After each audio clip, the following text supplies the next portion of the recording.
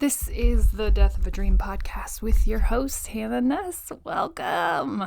We're gonna really get into our great thing right away because we can't sleep on this. Okay, so my great thing is the next 3 days I'll be coming to you from South Dakota. Now, I don't know what's in South Dakota. I've never been there. I have researched the sites and I'm better understanding what it is and what I'm about to encounter. But I think more than anything, when I started doing this, there was this realization that I had built my life around work and not around the things that I wanted. And I think so many times that's where we get it wrong, right? We're like, oh, this is what I have to do. This is my only option, and so I'll travel when I'm able. And, I kept looking around at my life and realizing that my husband and I both wanted the same things. We both wanted to travel, and we both wanted to do all these things, but we hadn't really built our life around wanting to do those things. That was going to be something we did after all the work was done. And in my mind, the work was never going to be done because really, I was building work so high up in my mind and in my body, in this idea that I had to be wanted, that I had to be necessary, that I had to be important, that I did go on vacations. And every time that I went, I would feel like this aching fear within my body that I was missing an email or a meeting or something was happening without me and everyone needed me, and how could they survive without me? I had to be there. And I felt so disengaged from the vacation. I felt so unimportant, and the biggest fear was that I was going to come back and everybody would realize that life went on without me and that they were okay. And so the whole vacation, I would be checking emails. I'd be like, okay, they have to want me. They have to need me by now, right? And sometimes they would and sometimes they wouldn't. But every single time I'd just need to go back to that world because it was hard to exist without that world. And we wanted to travel so we could go explore and we could be in those places. But I was never in those places, right? I was always 1 foot in, afraid to give myself fully to those situations because if I did, I might enjoy it and I might want more of it. And truthfully, that was the bigger fear. You can't want more because you don't have more time. You don't have more time. You can barely escape right now. When are you going to go on a vacation? Okay, you can have a week every 5 years, let's say. Right? And so we would push ourselves into these 3 to 4 day vacations, and that's fine. Really, to me, the vacation isn't what's important. Right? I don't need the time off. In case you haven't heard, we just published our 250th episode. When do I sleep? Well, that's the thing. The work wasn't the issue. It was how I valued the work. It was how the work made me valuable. And that was where the imbalance came. And I don't think that I looked at my life. I remember looking at my life and wanting freedom and wanting flexibility and wanting all of those things, and then being just pushing that aside, being that doesn't exist if you want to make money, if you want to do things, if you want to do this, but that's it. Both worlds can exist, right? You can build things around the life that you want. Do you want to go on vacations all the time? Maybe don't sign up for a 9-to-5 where you're constantly drawn back to a desk, right? Or maybe sign up for a 9-to-5 for 5 years, save every penny that you have, put it all in a bank, and then leave for 5 years and go travel off of all of that money and make no money at all but commit to traveling and not being pulled back. right? But for whatever reason, that wasn't in my head at all. I only had one visibly painted picture in front of me, and that was sitting somewhere from 9 to 5 and not constructing a life that revolved around what I wanted my life to be. Because that's the story of movies. That's the story of people who have backgrounds that you don't have, Hannah. You can't be there. Stop thinking that that's possible for you. That's possible in California. That's possible in New York. It's maybe possible in Texas. It's not possible where you're from. Stop. Right? And, my great thing really is that I found out today. Welcome. I found out that I still exist. That even when people were trying to make it feel like this job was the only thing that I would have, and that it would be so scary for me to walk away because how would I possibly exist? I'm still here. I am still existing, and every single time that I get a text message, or you enter and subscribe to my email list, or you reach out and message me, or you just acknowledge that I exist a little more. I exist to one more person, right? And I know it is not as many people as I existed to before. But you should know that you're the reason I still exist. You're the reason that all the people trying to hold me back from doing this thing, trying to tell me to just stop, it's silly, go back, there's an easier way, don't do this, you don't have to do this, right? This is going to be hard beyond what you can fathom. Why would you keep going? And all those people who wanted me to exist in this box, who wanted me to not tell this story, because if this story is told, and if I go out and prove it, it proves that all of us are capable.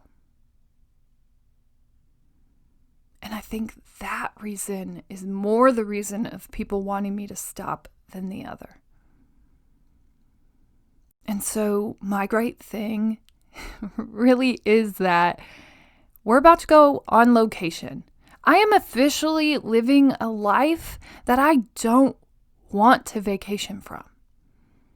The work that I want to do comes right along with me. Happens as I do those things. My dream for my life, as I started to decide that I wanted to live it on my terms, was that my life came with me. I don't like taking a break. I will, and I'm working on being present in all of those situations. But I wanted a life that I didn't need to take a break from. And I am officially taking my first vacation that I am excited to be able to be in both worlds. To not have to constantly be checking back in to still exist. To just exist where I'm at. And that's my great thing. And I want you to take time today and make sure that you recognize yourself for the great things that you're doing, for the strides that you're making, even though they seem small, right? Even though they feel like nothing, just recognizing yourself is something, is standing up, is standing back up, is demanding more from yourself, is recognizing yourself as great today. That's you. You know how amazing you are. And if you don't, it's just because you don't say it enough. So start. All right, let's dive in. Kind of been obsessing with the live recording of Hamilton. Sorry, not sorry if you haven't watched it. I'm just going to give you a little heads up. Go do it right now. It's so interesting. I mean, my mind is just entirely blown. Like, I can't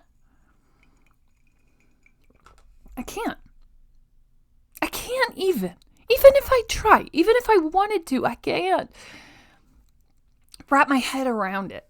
And so at one point, oh my gosh, and this is going to go really deep and dark, and I'm sorry that it's so heavy here. But I think more than anything, it's this need to tell this side of the story, because everyone who looked at me just saw the surface, just saw the happiness, just saw the success. And that's still what people see. And they're saying, why? Why would you go this route? Why would you do this thing? Why would you change your entire life? Your life was just fine. And so I have to tell this side of it, because eventually you're only going to see the other side, the happy side, the wonderful side, where everyone has success and where they find their niche and where they find the thing, and they write the book and they do the podcast and they're this big success. And when that happens for me, I'll be so excited to have transitioned, but I can't just go to that part. I can't just tell that story, because the more important part of the story was the last year. And the more important story will be transitioning to that place over the next coming years. Because I didn't want to tell a story that didn't also tell the struggle part. I didn't want to tell the story of just leaving my job and doing this full time. I wanted to tell the story of having to wake up at 3 a.m. so I could do this podcast every day, so I could write when I finally had enough energy, so that I could do the work in my heart and work a full-time job when I needed to. I didn't want to just show up when it got easy. And I didn't want to just tell the happy-go-lucky side of my life. Because yes, am I an ever optimist in this world? No question. If I wasn't, I wouldn't still be here. Trust. It has taken me pulling every ounce of optimism that I had out of my very bottom?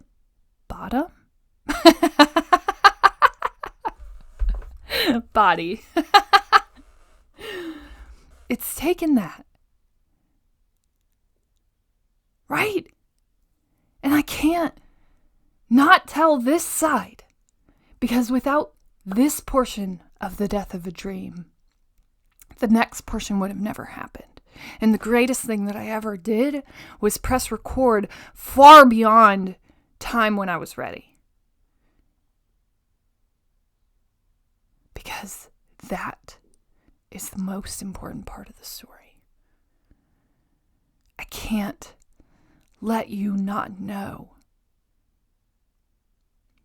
that it is going to take every tear and every ounce of energy that you have, and you are going to have to pull yourself out of bed or keep yourself awake at night to show up and do this work before anyone's calling you to do it.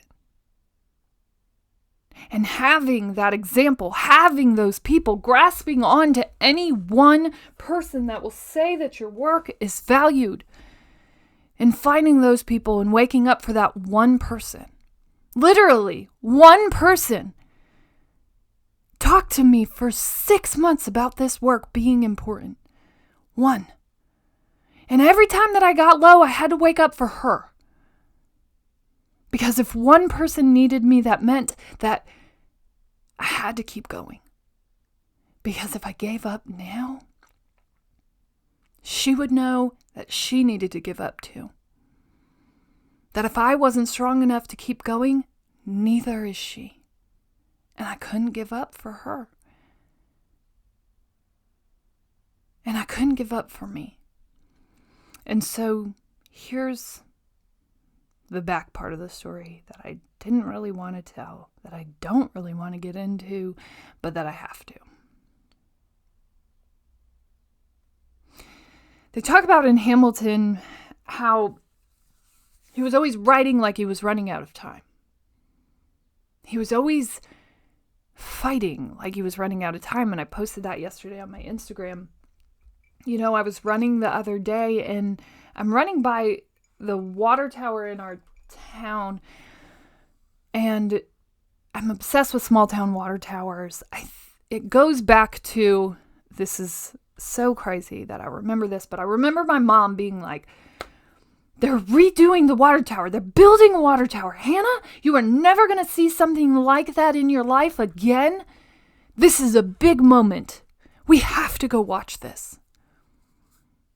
And I remember being like, oh, wow, a life-changing moment. No one gets to see this. Not very many people get to see a water tower built, and I do. Wow. Right, and so I'm always going to have this obsession with small town water towers. And as I'm running last Saturday, I see this like juxtaposition as I'm running, and I see the cemetery, and I see this water tower, and water towers to me are like birth and death all in the same. And right there in that picture, there it was, the cemetery and the water tower. And to me, small town water towers and small towns are the birth and the death of so many dreams. And how do both things exist? Right? And how do some people make it out and live the life that they always dreamed of? And how do some people come back and live in spite of the dreams that they had? And so as I'm running, I take this picture, and I never know what the picture is going to be used for, but when I have these thoughts, I always know that it's going to come back. I always know that that picture is going to mean something at some point, right? And so I take that picture, and about half a week later, I watch Hamilton. I draw this moment where it's like, people have questioned that. They've been like, oh, what are you going to do on your first day in your new adventure? Are you going to go celebrate? I'm like, no. You hustle harder, right? This has been every single second of what I've been working for, what I've been working towards. We don't stop now. We don't take a break now. Now I have time.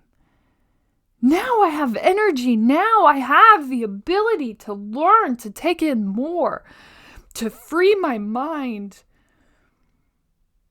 of the cages that it used to have to live in. And somebody asked the other day, how does that feel? Don't you feel overwhelmed with all of your thoughts? And I said, no. It's actually been more freeing. Because now my thoughts don't have to live in cages. Now my thoughts are free to expand and grow as I function through my day. And I used to have to just contain them, like save them till I got home. And then maybe I would remember them. And even when I took notes, it was like that inability to freely express my thoughts in that moment hurt the expression. Hurt the authenticity of that thought. And so in Hamilton, they talk about how he was always writing like he was running out of time. Why was he always fighting like he was going to die? And I think that's just it. If you aren't treating your life like that, what are you doing? Every second of every day is a gift. You're running out of time. You are. And so someone asked me the other day, like, do I have enough time? Can I show up now? Yeah. yeah, it's not too late. It's never too late. It's too late when your time's up. But it is not too late if you're still breathing. I am telling you that. And so the low side of this looked like, I remember being at the height of all the accomplishments, of all this quote unquote success that everyone was seeing, right? That everyone was acknowledging, that everyone was like, oh my gosh, you're going to do big things, and you already have, and look at you, you're such a success.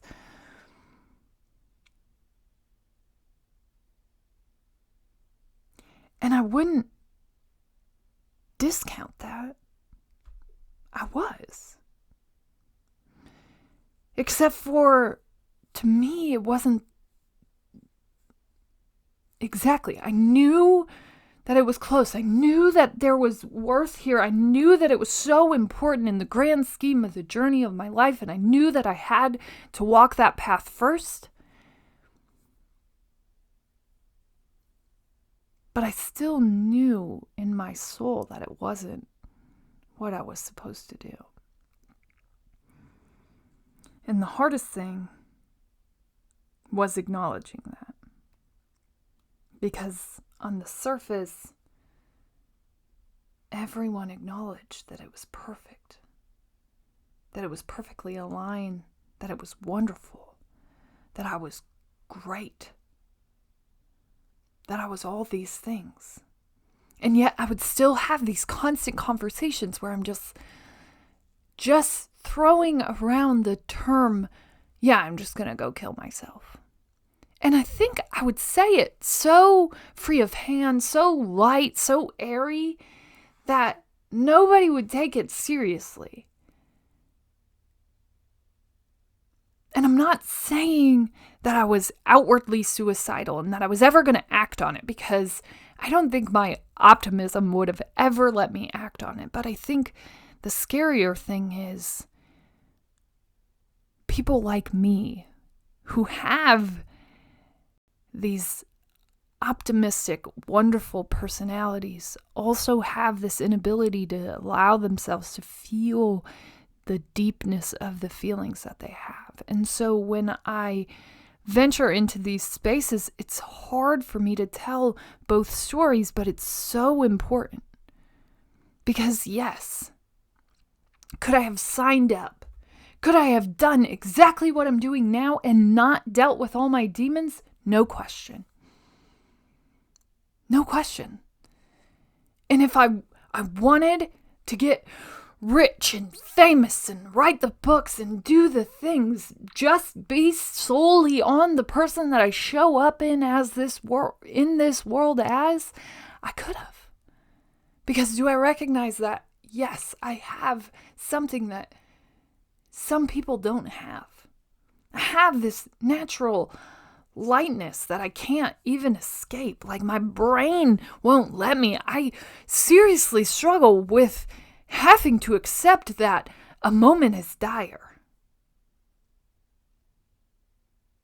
You won't find me at a funeral not thinking that this person lived a wonderful life and that we should be celebrating and not mourning the loss.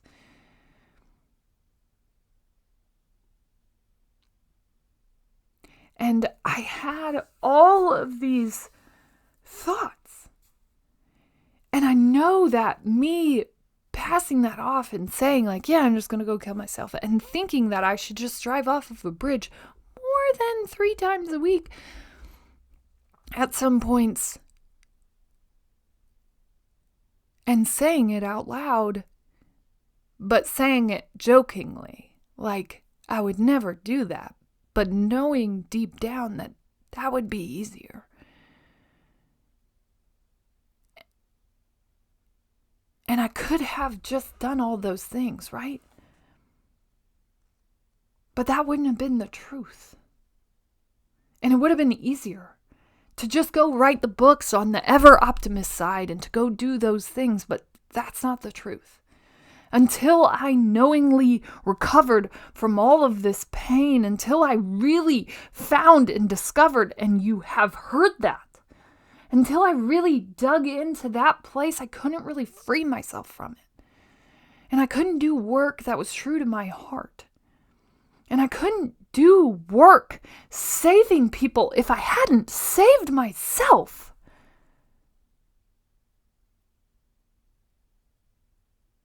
And I will never try to help you out of a situation that I didn't help myself out of. And I would wake up on days and I would just wonder. And I would sit in thought, and all the thoughts that I had, all the wonderful, majestic ideas that would flow in and out of my mind would just plant me directly in a jail cell. Because these thoughts didn't belong anywhere. And they definitely didn't belong to me, and they definitely didn't belong to the life that I was living. And sometimes they would escape me, and sometimes they would have the freedom to come out and live.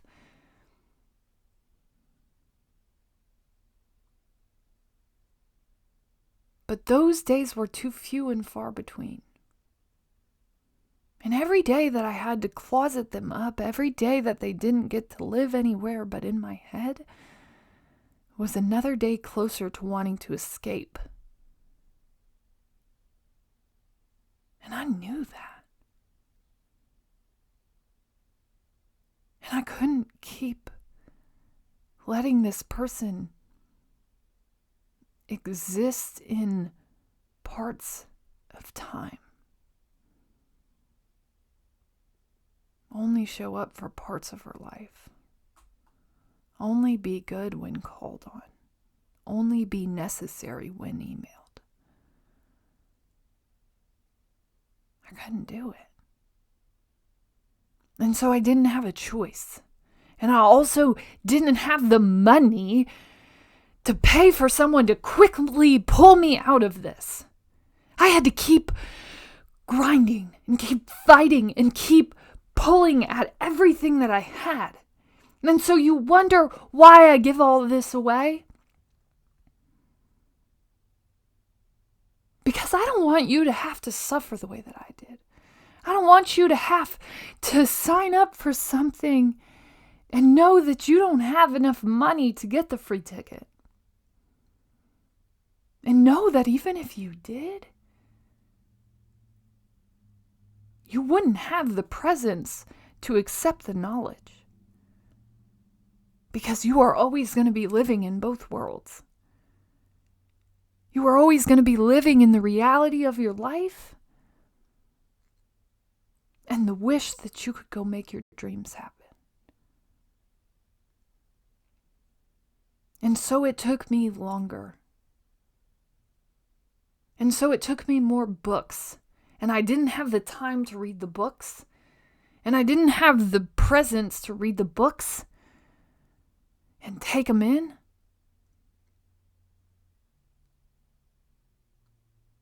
But I still kept fighting. And every second that I had a chance, that I had presence, that I had a gift, I would read and I would write and I would fight. And you have the same time.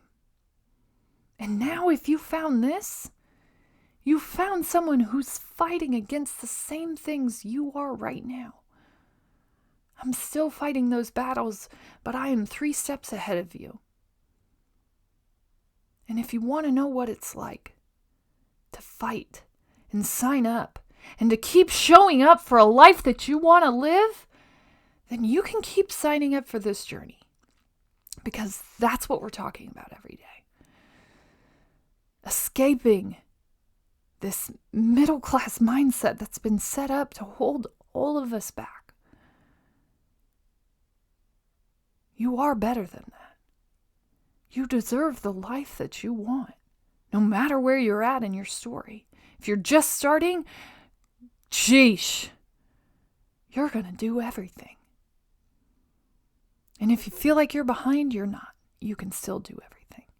As always, you're smart, you're strong, you're beautiful. What are you going to do? Change the world.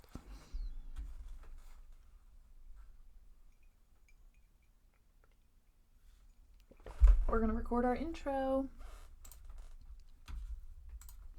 Kind of been obsessed. Sorry, I don't know if that actually started. Okay. Boop, restart. Kind of been obsessed with Hamilton, and I just got into it, and so it's over on Disney Plus if you haven't watched it. But if you have, there's this idea of Hamilton and how he always wrote like he was running out of time, and I so much feel that, and I've definitely felt that lately, that it's just like holding all of these thoughts and these ideas in my head is like working against myself.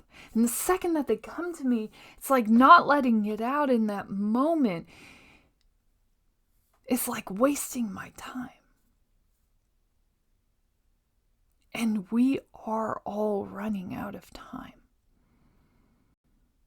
And the challenge is that you never know when it's up. And so what I want you to do is start writing the story the way you envision it. Because you are running out of time. And if you aren't living life on your terms, if life is just happening to you, stop. You have every gift of the world right here in front of you. And if you thought that what you wanted was impassable, you're wrong. It's so possible. If I can do this, if I can sit here in small town Iowa and claim a stake in the ground and say, you know what? All the things that I could be in this world, for whatever reason, the call on my heart is to change people's lives. And knowing that even if I got every person in my town, that's still only 600 lives. That's still enough, right? And knowing that when I say that I'm a podcaster in my town, most people don't know what I'm talking about. And so this is the perfect place to not launch a podcast, to not launch a career on a podcast, right? And to not write the books, and to not gain the energy, and to not have the people around me that know what I'm talking about. And so if I prove to you that I can do this, that I can turn my life around, that 6 years ago I started turning my life around, and that right now, I'm claiming my stake in the ground, and that I'm going to go do this. And that this is seemingly the most impossible dream that you could probably have. Challenge me. Try.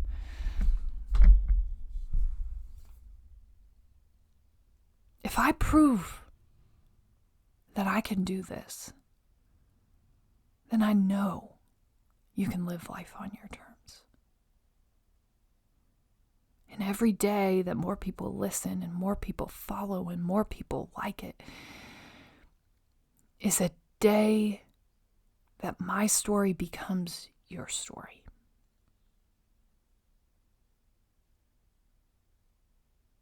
Let's dive in.